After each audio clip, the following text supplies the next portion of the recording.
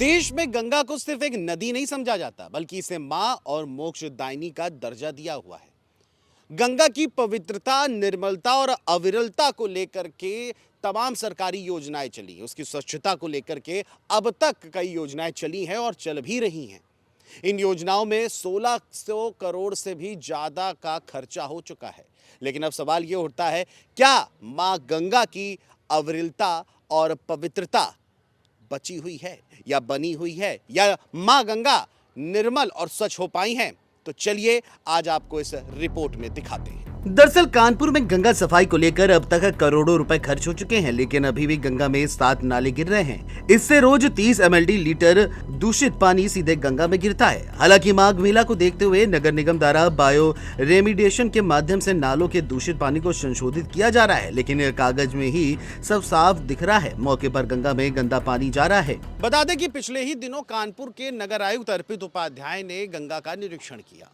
खामियां पाई तो अधिकारियों को फटकार लगाई और काम सही करने के सख्त आदेश भी दिए। दूसरी ओर अगर हम देखें तो गंगा की जो बस्तियां हैं उनसे रोजाना 40 mld सीवर युक्त पानी सीधे गंगा में गिरता है। 1600 करोड़ से ज्यादा खर्च किए जा चुके हैं। 850 करोड़ की अभी योजनाएं शुरू होना बाकी है। लेकिन सवाल यह है, जमीनी हकीकत को जाने बिना इस तरह से पैसे खर्च करना क्या वाकई गंगा को निर्मल बना रहा है? ये एक बड़ा सवाल है। दरअसल कानपुर के नारामऊ, नानकारी समेत आसपास में सीवर लाइन पहले डाल दी गई। बाद में दूषित पानी शोधित करने के लिए बनियापुरवा में सीवरेज ट्रीटमेंट प्लांट यानी एसटीपी बनाया।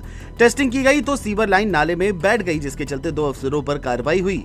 अब फिर से सीवर लाइन डाली जा रही है। सीवर लाइन डाल दी और बाद में 7 एसटीपी का निर्माण हो चुका है। इसकी कुल क्षमता 420 mld दूषित पानी ट्रीट करने की है, लेकिन अभी सिर्फ 320 mld हो पा रही है। लेकिन फिर भी ट्रीटमेंट प्लांट तक दूषित पानी नहीं पहुंच पा रहा है, जिसके चलते गंगा और पांडु नदी में कुल 10 करोड़ लीटर दूषित पानी गिर रहा है। बता दें कि अभी भी गंगा में 6 नाले गिर रहे हैं, जिनमें रामेश्वर नाला, वाजिदपुर नाला, मैस्कर घाट, गोला घाट, डबका नाला, गुप्तार घाट, रानी घाट नाला शामिल है। इनको रोकने का प्रस्ताव शासन को भेजा गया है। वहीं नगर निगम द्वारा इन नालों को जैविक उपचार के माध्यम से ट्रीट करके दूषित पानी गंगा में डाला जाता है।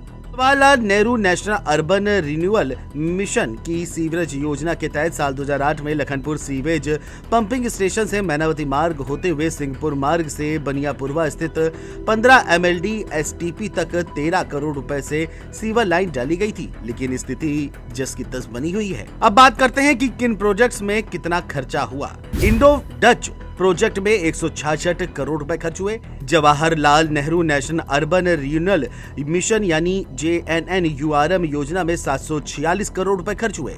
नमामि गंगे योजना में 370 करोड़, अमृत योजना में 276 करोड़, दक्षिण क्षेत्र सीवर परियोजना में 425 करोड़, नाला टैपिंग परियोजना में 138 करोड़ रुपए कानपुर में गंगा सफाई के नाम पर खर्च हुए।